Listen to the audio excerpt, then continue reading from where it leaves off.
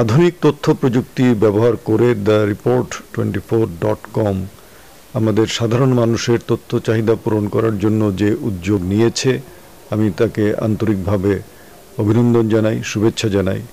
theReport24.com সাধারণ মানুষের তথ্য চাহিদা পূরণে ভূমিকা রাখবে এবং আজকের তথ্য প্রযুক্তি যেভাবে সারা পৃথিবীকে একটি বিন্দুতে পরিণত করেছে, সারা পৃথিবী যেভাবে গ্লোবাল ভিলেজে রূপান্তরিত হয়েছে, সেই তথ্য প্রযুক্তির পরিপূর্ণ ব্যবহার আমরা theReport24.com এর মাধ্যমে পাব, এটি আমি আশা করি।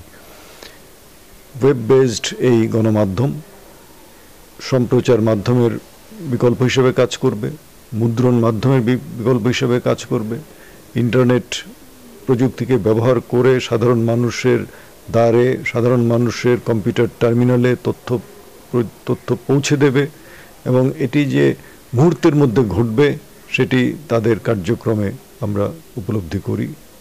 ইতিমধ্যে তাদের পরীক্ষামূলক কার্যক্রম শুরু হয়েছে।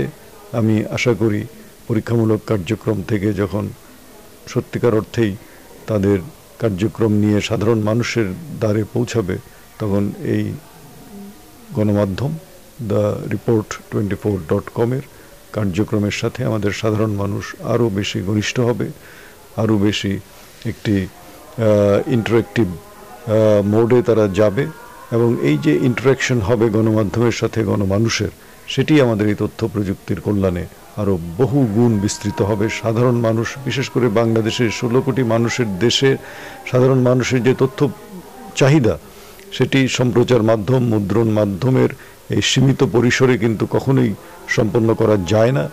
তথ্য প্রযুক্তির পরিপূর্ণ ব্যবহার theReport24.com এর মাধ্যমে সাধারণ মানুষের তথ্য চাহিদা পূরণে যথাযথ ভূমিকা রাখবে বলে আমি বিশ্বাস করি।